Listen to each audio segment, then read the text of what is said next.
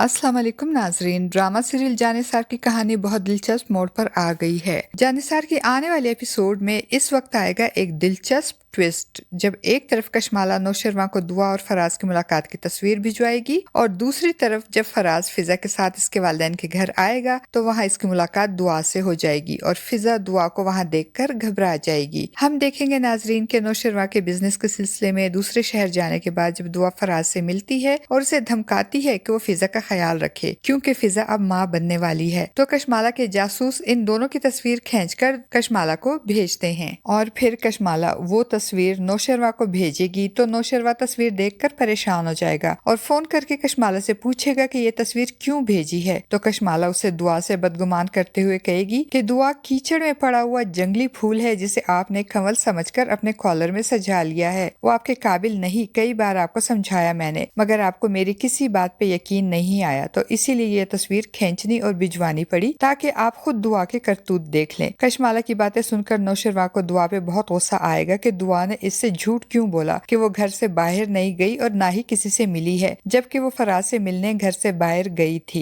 अब नौशरवा जाफर को बुलाएगा और उसे दुआ और फराज के माजी के सिलसिले में सारी तफसीलात मालूम करने को कहेगा और दूसरी तरफ दुआ जो नौशरवा के गैर मौजूदगी में अपने वालिदैन के घर रहने गई होती है और जब फराज फिजा को छोड़ने इसके वालिदैन के घर आएगा तो फिजा दुआ को वहाँ देखकर घबरा जाएगी क्योंकि वो नहीं चाहती कि फराज को इसका दुआ से मिलने के बारे में पता चले। मगर जब दुआ ये कहेगी कि फराज से वो मिल चुकी है क्योंकि फराज नौशरवा के ऑफिस में काम करता है तो फिजा सुकून का सांस लेगी और चाय बनाने किचन में जाएगी। तो फराज अपनी खबासत पे उतर आएगा और दुआ से कहेगा, तुमने फिजा को ये क्यों नहीं बताया कि तुम मुझे फिजा से भी पहले का जानती हो, तुम मुझसे बहुत मोहब्बत करती थी, मेरे फोन का इंतजार करती थी और छुप छुप कर मुझसे फोन पे बातें करती थी, और वैसे अगर तुम चाहो तो तुम अब भी मुझसे फोन पे बातें कर सकती हो। दुआ जो नहीं चाहती कि इसकी बहनों और वालिदैन को फराज और इसके माजी के ताल्लुक के बारे में पता चले, वो फराज को डांटते हुए कहेगी कि मुंह बंद रखो अपना। तो फराज दुआ की कमजोरी भांप लेगा और खबासत से मुस्कुराएगा और अब चूंकि इसके हाथ दुआ की एक कमजोरी लग गई है इसलिए अब वो दुआ की इस कमजोरी से खूब फायदा उठाने की कोशिश करेगा। वो दुआ को धमकाते हुए कहेगा कि अभी तक मुझे मौका नहीं मिला कि मैं फिजा को तुम्हारी और अपनी पुरानी मुलाकातों के बारे में बता सकूं।